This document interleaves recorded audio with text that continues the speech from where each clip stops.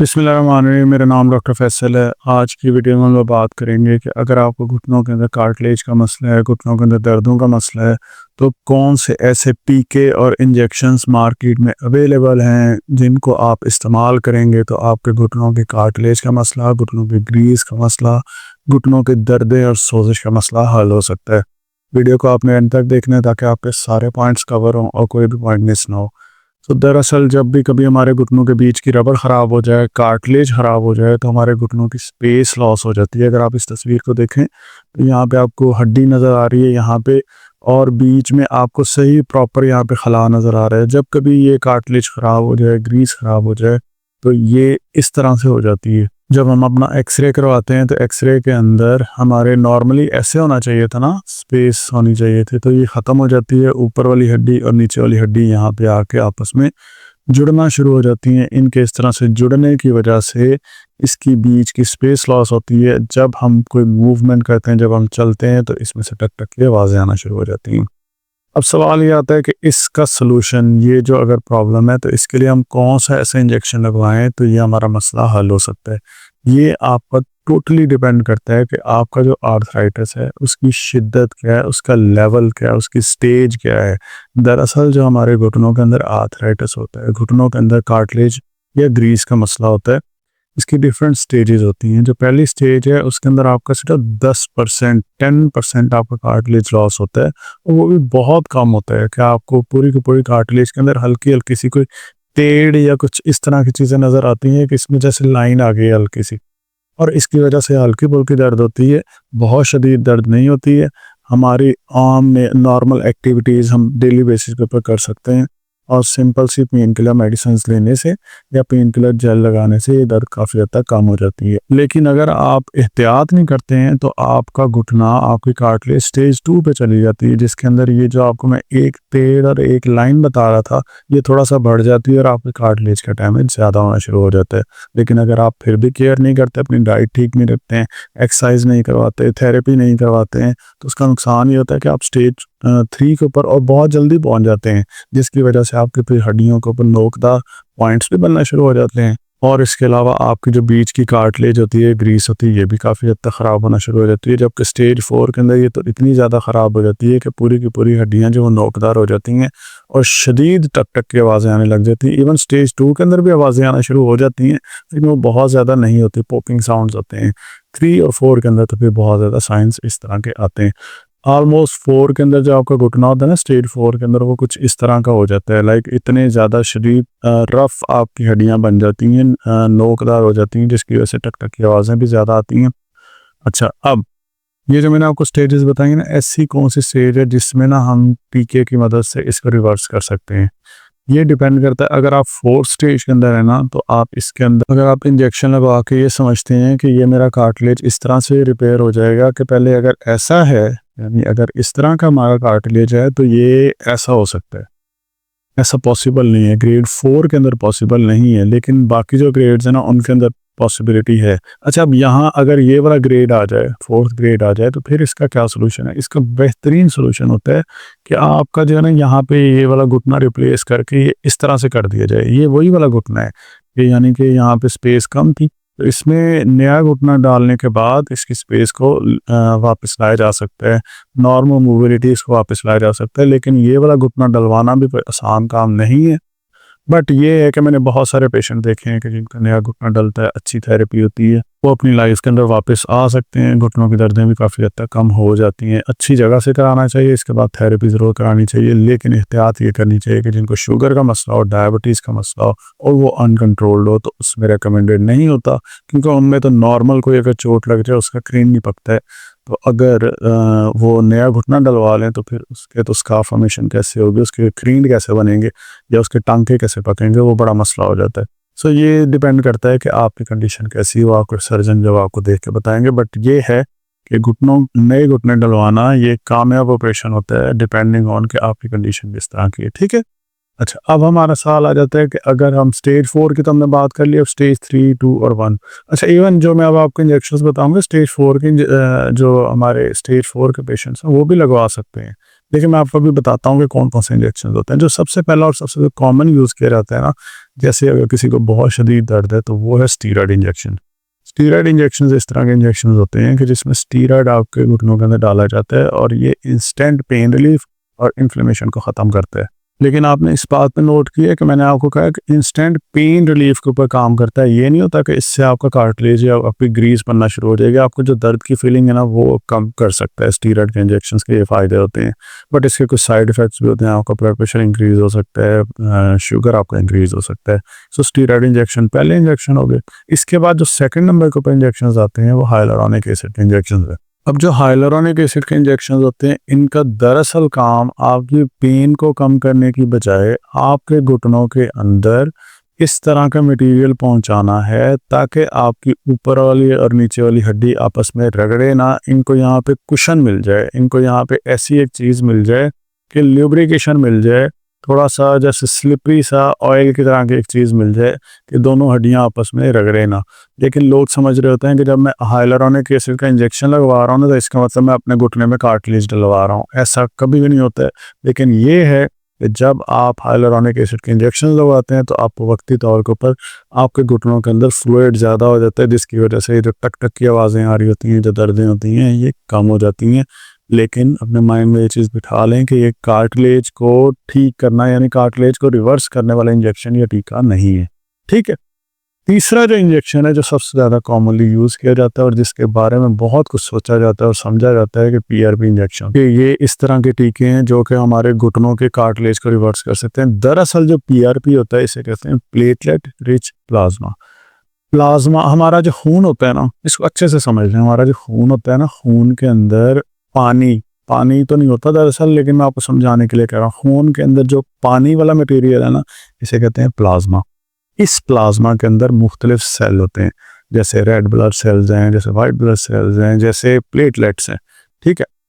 अब होता ये कि आपका ना पहले खून लिया जाता है, जिस्म के किसी भी हिस्से से लेके खून, जब खून ले लिया जाता है फिर एक मशीन में डाला जाता है। उस मशीन को कहते हैं सेंट्रीफ्यूज मशीन।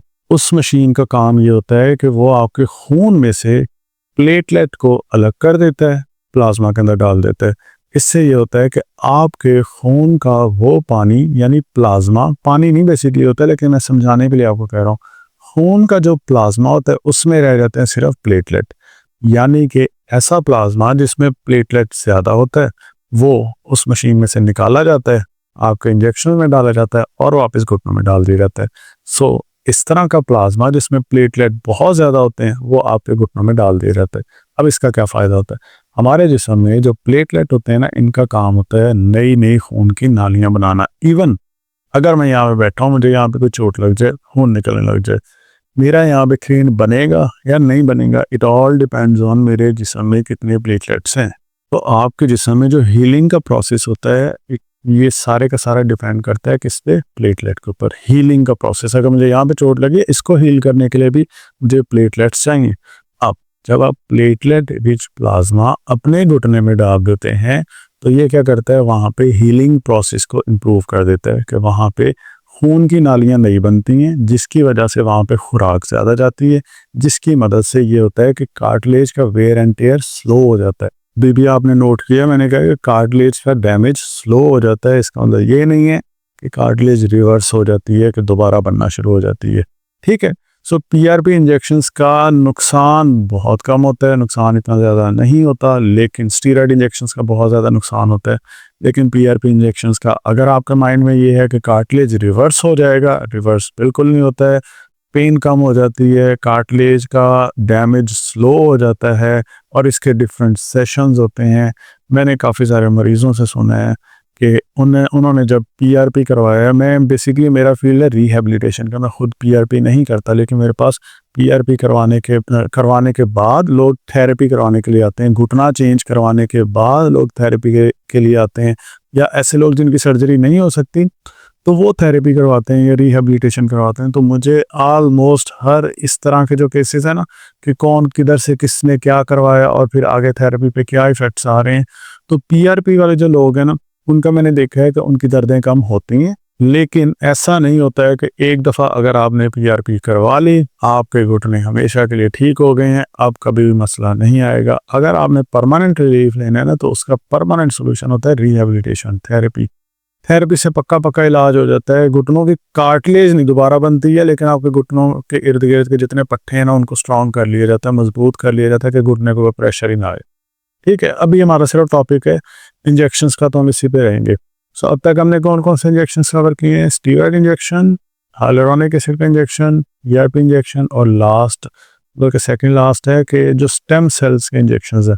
स्टेम सेल के अंदर दरअसल ये होता है कि आपकी जो बोन मैरो होती है जिसे हम मिल्क कहते हैं उसमें से लिया जाता है स्टेम्स, और वो सेल जो है ना वो आपके जोड़ों के अंदर इंसर्ट कर दिए जाते हैं। ये भी आपके कार्टिलेज की रीजनरेशन को प्रमोट करते हैं। और जब किसी ने कोई सर्जरी अवॉइड करनी यानी सर्जरी नहीं करवानी तो स्टेम सेल आपको फ़ायदा दे सकते हैं। बट मसला ये है कि ये बहुत एक्सपेंसिव होते हैं, महंगे होते हैं और इजीली अवेलेबल भी नहीं होते हैं। लेकिन कार्टिलेज की रीजनरेशन इससे भी 100% नहीं हो सकती, डिपेंड करता है कि आपकी स्टेज कौन सी है। और लास्ट के ऊपर है ओजोन इंजेक्शंस। ओजोन इंजेक्शन जो हैं ये भी आपकी पेन और इन्फ्लेमेशन को कम कर सकते हैं। इवन आपके अगर घुटनों के अंदर नसों की दर्दें होती हैं ना, नर्व्स की जो पेन होती है उसको भी कम कर देते हैं।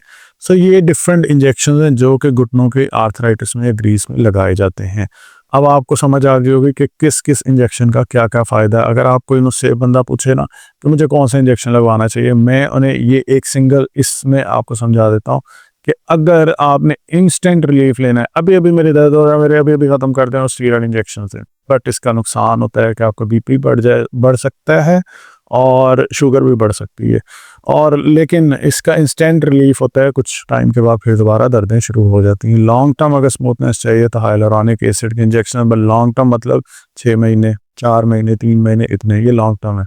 Natural healing plus long term ये पीआरपी है। पीआरपी के मैं बड़े डिटेल में भी समझा चुका हूँ कि इसका किस तरह से फ़ायदा होता है। नई खून की नालियाँ बन जाती हैं जिससे ये होता है कि कार्टिलेज की रीजनरेशन हो सकती है, बट 100% इससे भी नहीं होती। बाकी रीजनरेट करने का जो आजकल नया स्टाइल है वो स्टेम सेल थेरेपी है, और इस स्टेम सेल की मदद से कार्टिलेज के डैमेज को काफ़ी हद तक स्लो किया जा सकता है, लेकिन फिर भी इसको रिवर्स करना बहुत मुश्किल है। सो अब आपने ये सारी चीज़ें देखी ना कि जितने महंगे इंजेक्शंस हैं चाहे सस्ते इंजेक्शंस हैं, एट द एंड यही होता है कि ये परमानेंट रिलीफ नहीं है। अब अगर कोई बंदा कहे कि परमानेंट हो जाता है, ये सब बातें हैं, मैंने मान ली है कि परमानेंट रिलीफ होता है। अगर फ़र्ज़ करें कि किसी इंजेक्शन से परमानेंट रिलीफ होता है, बिल्कुल बंदा ठीक हो जाता है, कार्टिलेज बिल्कुल वापस आ जाती है, फिर ना दुनिया में ये वाला ऑपरेशन ख़त्म हो जाना चाहिए। ये जो नए घुटने डलने वाला जो सर्जरी है ना, ये बिल्कुल ख़त्म हो जानी चाहिए। क्योंकि इंजेक्शन फिर इस तरह के आ गए हैं ना कि उसकी मदद से तो फिर कार्टिलेज दोबारा टोटली बन जाएगी। आपको अक्सर लोग कहेंगे कि मैं फ़लाँ टीका लगाऊंगा उससे आपकी कार्टिलेज ऐसी आ जाएगी कि फिर वो कभी ख़राब नहीं होगी और परमानेंट हो जाएगा। फिर तो ये वाली सर्जरी तो ख़त्म हो जानी चाहिए, जो नए घुटने डलने वाली सर्जरी है। तो ये सब बातें होती हैं। आपको मैं एक बात बता दूं कि जो इंजेक्शंस हैं इनका हर इंजेक्शन का अपना अपना फ़ायदा है, बट परमानेंट सोल्यूशन नहीं है। अब आपने क्या करना है, आपने ये करना है कि ऐसी चीज़ें खानी है, ऐसी ग़िज़ा लेनी है जिससे आपके घुटनों के कार्टिलेज का डैमेज होना स्लो हो जाए। अब उन खानों के अंदर हमने एंटी इन्फ्लेमेटरी खाने खाने हैं, हमने इन्फ्लेमेशन वाले खानों को ख़त्म करना है। एंटी इन्फ्लेमेटरी वो खाने हैं जो कि आपके घुटनों में आपके जो कार्टिलेज है, ग्रीस है, उसके ऊपर सोजिश को कम करेंगे। इसी तरह आपने विटामिन सी का इंटेक ज़्यादा करना है, ओमेगा 3 का इंटेक ज़्यादा करना है। आपने अपनी खुराक के अंदर पोटाशियम, मैग्नीशियम का इंटेक ज़्यादा करना है। कद्दू के बीज, पंपकिन सीड्स, फ्लैक्स सीड्स, इन चीज़ों का इस्तेमाल करना है। ये सारी चीज़ें मैं आपको ऑलरेडी अपनी प्रीवियस वीडियोस के अंदर गाइड कर चुका हूँ। अब वो लाजमी देखिएगा कि घुटनों की ग्रीस के लिए कौन सी ग़िज़ा बेहतरीन होती है, कौन सी वर्जिश बेहतरीन होती है, किस तरह की थेरेपी करनी चाहिए। इस पर ऑलरेडी बहुत सारी वीडियोज़ मौजूद हैं। अगर आपने वो नहीं देखी हैं, आप चैनल पर लाजमी देखिएगा। इस चैनल पे अगर आप पहली दफ़ा आए हैं तो इसको सब्सक्राइब लाजमी कर लें, वीडियो को लाइक ज़रूर करना है। और इसके अलावा जो सबसे इम्पॉर्टेंट और अहम चीज़ है, आपने बताना है कि अगर आपने कोई टीका लगवाया था, इंजेक्शन लगवाया था, दवाई ली थी, घुटनों में क्या मसला है, लाजमी कमेंट्स में बताएं। यहाँ पे बहुत सारे लोग आते हैं, हज़ारों लोग आते हैं इस चैनल के ऊपर। जब आप इस तरह का कमेंट करते हैं ना कि मेरा मसला था, मैंने ये इलाज करवाया, इससे बहुत सारे लोगों की हेल्प होती है कि अच्छा इससे हमारे आर्थराइटिस के अंदर ये इफ़ेक्ट हुआ, हमारे पास एक डाटा कलेक्शन हो जाती है। तो आपके कमेंट्स बहुत ज़्यादा मैटर करते हैं। तो आपने कमेंट्स में डिटेल में बताना है कि आपको क्या मसला था, आपने क्या ट्रीटमेंट कराया, उसका आपको फ़ायदा हुआ या आपको नुकसान हुआ, क्या हुआ, ताकि अगली दफ़ा कोई भी बंदा अगर करवाने लगे तो उससे थोड़ा-सा एविडेंस हो, एक सबूत हो, जो कि आपने दिए है नीचे कमेंट्स के अंदर बता के। लेकिन कोशिश करनी है कि डायरेक्टली फ़ार्मूले और दवाइयाँ नहीं बतानी है, वरना बहुत सारे लोग हैं वो डायरेक्टली जाके फिर वही फ़ार्मूला लेके खा जाएँगे और उसका अगर कोई साइड इफ़ेक्ट हो गया, अक्सर लोग होते हैं जिनको ब्लड प्रेशर का मसला हो, थायराइड का मसला हो, यूरिक एसिड का मसला हो, किडनी का मसला हो, तो वो डायरेक्टली जब वो फार्मूला या दवाई यूज़ करते हैं तो उनका साइड इफ़ेक्ट हो सकता है। तो डायरेक्टली दवाइयों के फार्मूले नहीं बताने, बट इस तरह की चीज़ें बताएँ कि मैंने ये मेरा मसला था, ये इलाज कराया, ये मुझे फ़ायदा हुआ या ये नुकसान हुआ। ये चीज़ें आपने लाज़मी नीचे डिस्कस करनी है। अगर कोई भी आपका सवाल है नीचे आप कमेंट्स में पूछ सकते हैं। बाकी चैनल बने, इस चैनल को सब्सक्राइब करें। Thank you so much for watching this video.